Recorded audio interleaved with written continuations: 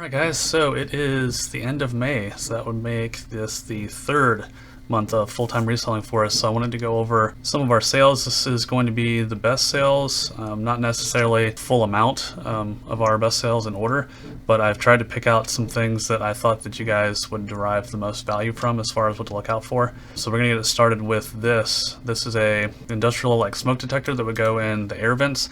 So I actually got these from work. They were going to throw all these things away, so I got a ton of these things and I've been consistently selling them.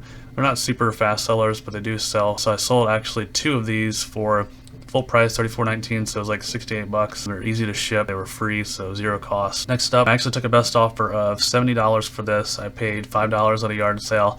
Make sure you guys keep an eye out for these mechanical keyboards. So they're gonna be like the old ones. They're typically gonna be this like beige-ish, grayish color, and they're gonna be like twice the size of a normal modern keyboard. What makes these things special is they have mechanical keys. They're called like clicky keys.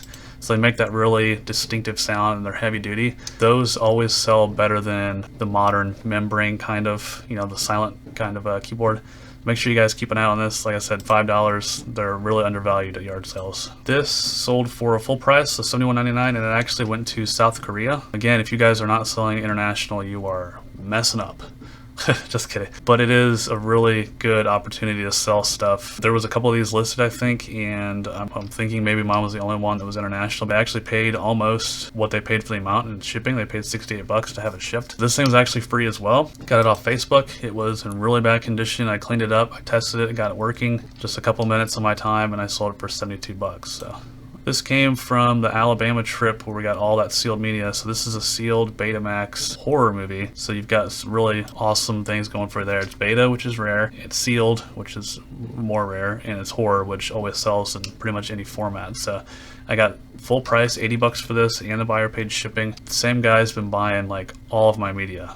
Awesome guy. He buys them full price. Just keep putting labels on them. Pretty much. Anytime I pop them up there, he buys them pretty much instantly. So next up we have this little tin toy car. So this is one of those made in Japan things, probably 1950s. I've had this for a while actually. I only paid 8 bucks for it at a yard sale, and we actually took a best offer of $80 on this just because it's been sitting for so long. These, like I said, they're always usually cheap. They're pretty easy to identify. Google Lens can help you on that. So that was a nice flip. We went first class too, so no big deal. Something else that I typically do is I usually buy laptops at yard sales, and they're usually cheap because most of the time it's either old or the people don't have the password for them anymore. Sometimes you get lucky and they're not password protected. Most of the times they're not. But if they turn on and they boot up to that screen that tells you, type in your password, to me that means that they work fine. So I ended up taking this one all apart. It's a newer Dell Inspiron 15. And just the motherboard for this sold for full price, so $99. And it was small. It went first class, I believe. I paid like $15 for the whole computer, and I was able to get the motherboard, back case, the screen, the keyboard, the disk drive, memory, all that stuff comes out of there, and it's all easy to sell. Next up we have a golf club, which I do not buy golf clubs usually, but I know that TaylorMade was a good brand, and this thing was $10. It was in really good shape, super lightweight, and it looked like a newer club, and it had the little cover there. So I paid $10 for that, and it sold for full price with the buyer paying shipping, and it sold within like a day or two. This is something that I picked up on vacation actually. I actually paid up for this. I didn't have a way to test it because it didn't have any power supply. I paid $30 for this at a thrift store down in Florida. It did sell for full price, but since it had no power supply, I wasn't able to get the full amount for it, and power supplies for these were like $30 I think, so I would have been $60 into this thing. It sat for a little bit, probably a couple months, but it did end up selling for full price. Next up we have something else from the Alabama trip. So this is a reel-to-reel player. It was complete. I think it was missing a couple knobs. It worked, but I wasn't able to test it because it didn't have any of the take-up reels. Everything moved like it was supposed to. 50 cents for this thing, and we sold it for full price, so $90 plus shipping. The guy already left positive feedback saying it was perfect, exactly what he wanted, so I'm assuming he was able to fix that. Next up we have this new open box printer. So everything's still in the packaging. It's got that blue tape on there that they use to seal, the lids and stuff on them. So this thing actually, we took a best offer for $100 and I paid $35 for it. Fortunately, it's getting returned right now. I did want to include it in the video just because it was a pretty good flip. So it's getting returned right now. The lady said that it is not compatible with her computer. My messenger, I sent her the drivers for this. They're available on the HP website. I don't know if she's got a super old computer or what, but usually these things are plug and play. You plug them in, they download the drivers just generic drivers, boom, they're good to go. Apparently that did not work for her, so she's sending it back. I will probably charge a restocking fee because if she was able to open it, plug it into her computer, that means she opened all this packaging. So I can no longer sell it as a new open box, and you are able to charge a restocking fee, and I think you're also able to withhold like 50% of the value of the refund if it comes back in a condition that was other than what you sent it out in, and that is what that is going to be. So I'll kind of determine what that amount will be just for my time and having to relist it, and the fact that I can't sell this new open box anymore. So next up we got this cool old style beer sign. So this thing was like 16 inches long. It wasn't huge. I actually paid $35 for this at a yard sale, and we took a best offer of $115 with the buyer paying shipping, so I ended up doubling a little bit more than my money on that. It was super easy to ship. It wasn't huge. So this item, we're actually going to have a video of me packing this behemoth up into 2 separate boxes. It's coming out later on this week, so you guys make sure you check that out. This thing I've had for like 2 years. I bought it on a pallet of stuff from a public surplus auction. I already made my money back on everything else. This thing was really cool. It's actually in the Ghostbusters movie. So when you guys watch the video coming out about this, you'll see the screenshots from that. It's in both movies actually. So this is kind of cool. It went for full price, plus I charged the guy $100 to ship it, and it was super easy to ship. It only took like 30 minutes. Make sure you guys check out that video. This is a really cool flip. So we ended up taking a best offer of $150 for this. I don't know anything about pottery. This just looked cool, and it was signed here on the bottom, and we paid $1 for this at a yard sale. $1. I probably would have just passed it up normally, but I've been watching videos from Treasure Hunting Dad, and he does a lot of artwork, pottery and stuff, so I would have normally passed this by, but I've been kind of trying to keep an eye out for that kind of stuff. I'm glad I did, because it's $150 out of $1. So that was really awesome. Next up we have this Insignia combo units. This is a DVD player and VHS. I think I've featured these before, guys. These things are usually fairly reasonably cheap at yard sales, and even if you do have to pay up a little bit, they're usually worth, you know, over $100. And usually on these things I will send them into Amazon FBA if there's a listing for it. I don't think there was on this one. I usually buy these RCA cables, the red, yellow, and white cables, in bulk at yard sales and stuff like that. If I can find them, I always stock up on them, and I've always got these sealed VHS tapes, and I usually make a little bundle out of those. So it kind of just adds to the appeal in the listing. You know, you've got that visual representation of what they're going to get. You've got the actual physical things that they would need if they're going to use this. So $135 on that was a really nice return on that one. So we've got 2 Aveda tapes. These actually came from the Alabama trip as well. So these by themselves weren't doing great, but since I had both of them, I paired them together and I was able to get a substantial amount more than if I was just sell them individually. And I think there was another listing on here that had done that too. That's where I kind of got that idea. So these sold for full price, and I'm in these like maybe $1, probably even less. So $152, and the buyer paid shipping. Awesome, awesome flip. Alright, so next up we have this Magnavox Odyssey 2. So this is like right around the Atari time. It's another console that came out. This thing was in the original box. The original box was pretty damaged, but the front of it was really nice. So it displayed really well. The system actually worked. It had, you know, a bunch of stuff in it, and I think I threw in a couple games even to sweeten the deal. So I ended up paying $40 for this on Facebook in a big bundle of old systems and stuff I got. This one sold for full price plus $30 shipping, because this is a kind of a big bulky box. So normally I charge, you know, $30 for flat rate shipping on that if it's a bigger size. Next up we have this Epson photo scanner. So this is not a normal scanner. Of course you can use it for normal scanning, but this is actually a photo scanner. So it's got all these little attachments for, you know, slides, negatives, stuff like that. And this one did have the power supply, the USB cable, the driver disc here. I ended up paying $50 for this at an estate sale, and we took a best offer of $175 on this with the buyer paying shipping. So that was a really nice flip on that. Make sure you guys be on the lookout for these newer looking scanners. They usually do really well. Not like the typical 90s looking, you know, big beige looking ones. Those usually don't do well, but these do. So we've got another big lot of Betamax tapes. So this person bought all of these tapes.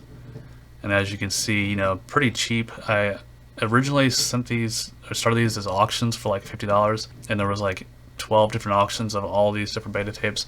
And these tapes were ones that wouldn't go by themselves. It wouldn't be worth our time listing them individually. So we kind of just plotted them into genre. The auctions went, nobody bet on them, so I listed them as buy it now, and still nothing. So I noticed that on my phone, when you can send out offers to people, that all of these were listed as having watchers. So I sent out offers on these back to back to back, and this guy countered me at all these prices. So I went ahead and took it. You know, it's $150 for, I think it was like 230 beta tapes, so he got a really good deal. But mostly for us, we got all that room back because these things were taking up a lot of room, and these are easy to ship. I did charge like $16.95 shipping for these.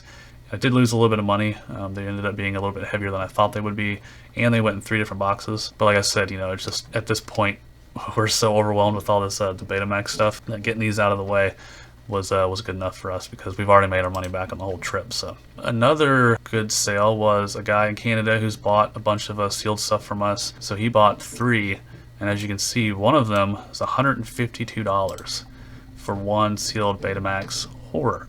So again, we've got sealed Betamax Horror, brings big bucks, and these two didn't even have cases. He threw those in as well, so $197. These things went to Canada, so that was a really good flip. Next up, we have something else that came from the Alabama trip. So this is a Laserdisc player. It was actually in an eBay box. The guy had bought it off eBay, and it looks like he never even opened it because it still had packing peanuts. This thing was still wrapped in bubble wrap. So all I did was take it out, make sure it still worked, because sitting years and years and years, the belts and stuff have a tendency to break on these or disintegrate. But this thing worked perfectly fine. I was able to fully test it. It was in really good condition, you know, no big damage or anything like that. So I listed here near mint, and it sold for $230. We took a best offer on that. $30 shipping, really good profit on that one. So this is a kerosene heater. This is a pretty big item. I think a lot of people kind of steer away from that, but I do not, because they are easy to ship, for me at least. Trying to release some more videos of me packing bigger stuff so to give you guys an idea of how to do that. I just pack it like I would any other item, make sure it doesn't move around the box. And this thing was $20 at an estate sale, and it sold for $250. And it actually went through the global shipping program. So this person paid, I think, close to $100 to have it shipped somewhere up in Canada, like northern Canada. This is an iMac. So again, this is a larger item, only $40 at a yard sale. It went for full price, so $270 plus $30 shipping. This fits in an 18/18/16 cubed box that you would get at like Home Depot or Lowe's. Those moving boxes, that's what I always use.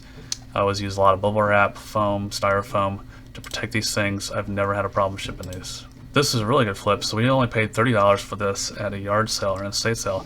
These things I think are a little bit undervalued, usually at yard sales. This one's a really nice one. As you guys will see here, this on HP printers, anything ending in a W or has a W in the model number means it's wireless. So that's kind of a good indicator that it's a newer machine. And this thing only had like 1,775 impressions on it, meaning that it's only printed that amount. So this thing was like almost brand new.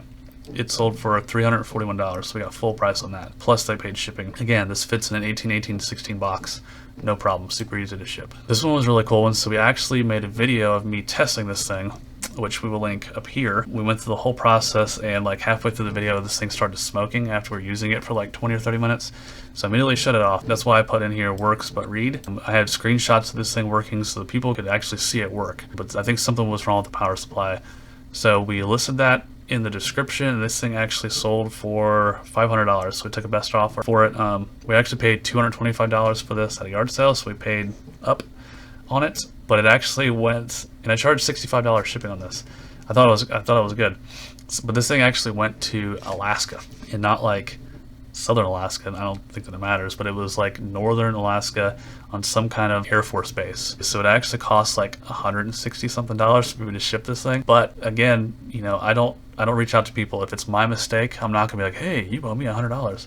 Nope. So I just ate that. We ended up making like $140 profit, I think, on this. You know, of course we got our $225 back, but it cost a lot more to ship this than I thought, and it was big and heavy.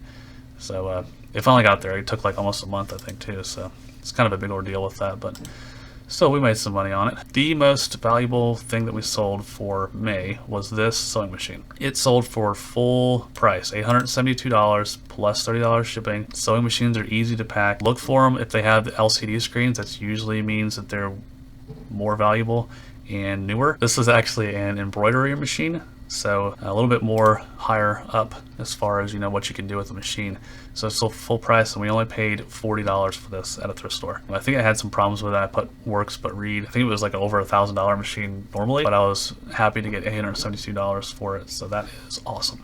Now I kind of wanted to go over our total, you know, where we stood at the end of May, because as you guys will recall, At the end of April, we only profited like $1,500, which is not sustainable on our part. For May, we had total net income of $13,582.42. So that is a total of eBay and FBA sales. The shipping income that we charged on eBay, reimbursements from FBA if they lose something like that. We had total net expenses of $7,708.43. That is a total of eBay and FBA fees, shipping costs that actually cost us to ship. Since we are full-time self-employed, we have to take out taxes and stuff for our quarterly responsibilities as far as taxes goes. So that all comes out every month. So that is part of the net expense. So we had a total net profit of $5,873.99. And that is much, much better. That made me feel a whole lot better about this choice, because like I said, last month was kind of scary. We had a lot of expenses. This month we didn't have as many. I think this would probably be our normal amount of expenses, and we're still working on getting our income up, because I'd like to be making even more than that. That leaves us some room to reinvest in the business, but I'd like to have more money, of course, like everyone. So that is where we sit at the end of May. I hope you guys enjoyed the video. We'll continue to do this every end of the month to let you guys know how we're doing, so you guys can try to replicate that. Hope you guys enjoyed this kind of video to see, what we sell, so you guys can get some ideas for what you can sell as well. Please consider subscribing and liking the video. That helps us a lot. Thank you, and we will see you again next month.